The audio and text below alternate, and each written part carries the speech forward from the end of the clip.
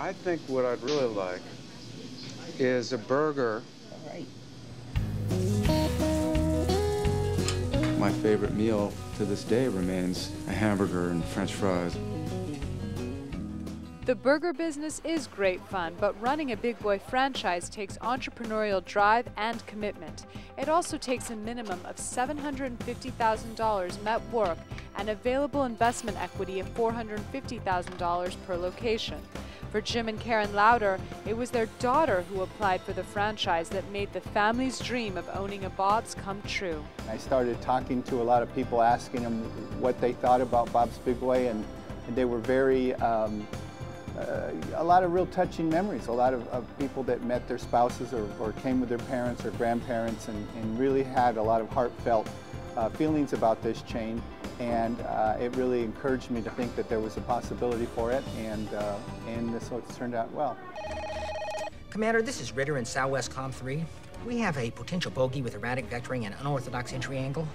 What are you saying, son? Well, it appears to be in the shape of a big boy.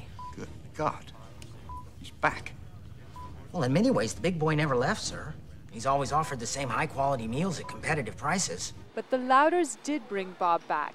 It took them about 1 year to open their Torrance Big Boy franchise. Big Boy franchise agreements are granted for 20 years with an initial franchise fee of $40,000. Royalty fees are 4% of gross sales and marketing fees are 3% of gross sales. But the Lauders say the process and financial risk was worth every penny. The excitement that we had, we just couldn't wait. Every day we were remodeling, we were building, and we were, just couldn't wait till that opening day. And we had a line out the door around the corner. We had people calling, when are you going to open? When are you going to open? And we had to wait for some final inspections, and we finally got it passed, and everything was a go. And the people came. I mean, they just loved it. The Lauders loved the process so much that they opened another Big Boy location in the city of Downey. We had a chance to get a location in Downey that was probably the biggest drive-in restaurant in California when it was built, and it was called Harvey's Broiler. Afterwards it became Johnny's Broiler. It became a real cultural icon type place. I mean, they had lines of cars over a mile long waiting to get in there to cruise the parking lot. And the author Thomas Wolfe wrote a story about it in his perspective, he considered the birthplace of youth culture, and the things that he was seeing, the way the kids were dressing, the cars they drove, the way they were acting, was all part of this culture that was being born right there in the city of Downey. Torrance customers say they love having a slice of genuine Americana right in their own backyard. And that's kind of a fun fit because Bob's is this classical piece of cultural Americana, so it must be fun to do this here. Exactly, that's so true. You can come here and you really feel like you're a part of Americana in the past, and we bring young and old. We have young members who have been into their cars their whole life, and they remember coming to Bob's as a kid themselves. Oh, that's a great thing for the community too. Absolutely, it's a lot of fun to be in the city you grew up in and be able to share your car enthusiasm with other young kids in the area here. Do you mind walking me through a few of these cars? Absolutely. This here is, like I said, is a brand new Dodge Challenger. This owner likes to add accessories to his car, make it look a little more like his own car. And as we walk down here, we can kind of go over to this area here. We have some owners, we have some owners that basically enjoy the old cars. These are some of the late 60s to early 70s cars. Why don't we walk over to that blue one? This car is gorgeous. You have to tell me about this one. This here is a mid-60s convertible. This is what would be known as a C-body. It was a bigger family car of the day. And basically this was a perfect car to take your family out for those summer drives. I love the color. It is a pretty blue, and this car's been really restored beautifully. And then next to it over here, we have something incredibly different. This is a club member who took a brand new Dodge vehicle and he cut the body off and he blended it with an old 1968 body. So it's a best of both worlds. He's got literally a brand new chassis, engine, drivetrain, and interior inside an old car. So wow, that's really cool. Yeah, when he comes here, it looks like an old car, but yet it's a modern, safe car that his family can go driving in. Another standout in this stunning car lineup is a beautiful 1970s Dodge Charger. Everything is original. Had it painted, everything is original except the tires and the wheels. Okay, so everything else is originally in the car. And the motor's been upgraded. Some parts on it. Like the intake and the air breather and the valve covers. All that's added to it.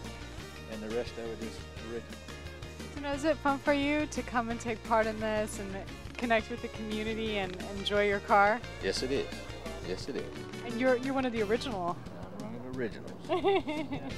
Bought it in 1970. To be exact, February 1970. That's awesome. And how about Bob's?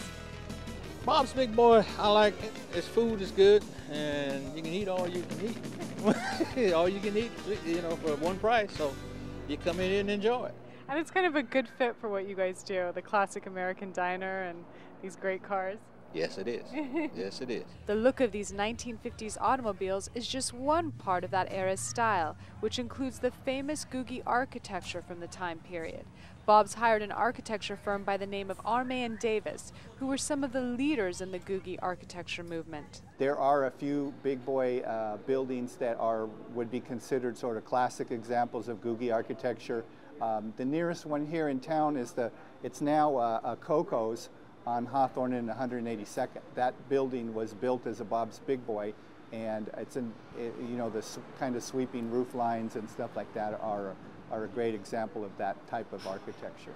The style, the stories, the customers, the whole feel of Bob's Big Boy seems like a page torn right out of a 1950s picture book. Folks want a piece of Big Boy so much, they'll even risk getting in trouble with the law. It was very unusual. It happened on a holiday weekend right before Memorial Day. The statue was missing. We put out little wanted posters and stuff like that. We had a little fun with it, but anyway, and I didn't know what happened. It was a little bit nerve-wracking because the statue is kind of expensive and everything to put it in there. But on Monday, we got a call from South High saying that we have your Big Boy statue, and it was up on the roof of one of our buildings, and that they had gotten it down and we could come and pick it up. So I arranged somebody to come over with a van. I didn't have anything to really put it in.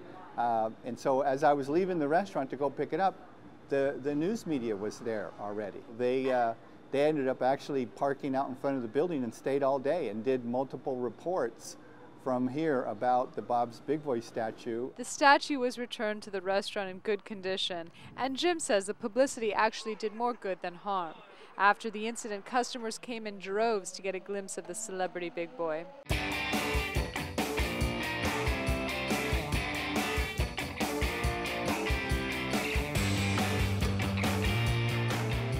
Bob's story is much like a great American meal, and like all great meals, the memory keeps you coming back for seconds. Hamburgers, the cornerstone of any nutritious breakfast. In food and restaurants and a lot of things come and go. Fads come, certain foods are popular, they lose their popularity, it morphs into something else and something else and something else. And I really feel that concepts like Bob's Big Boy are here for the long term because there's always going to be a need. People always come back to this. You know, they always come back to a great hamburger or a great sandwich or a meal, and I do think it's something that lasts.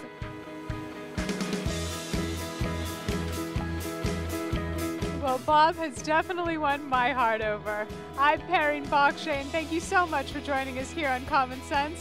We look forward to seeing you next time.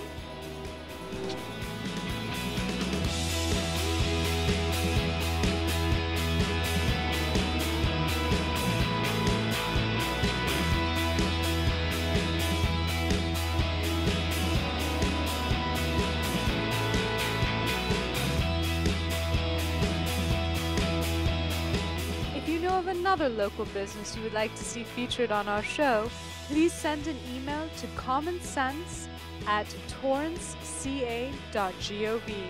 We look forward to seeing you next time.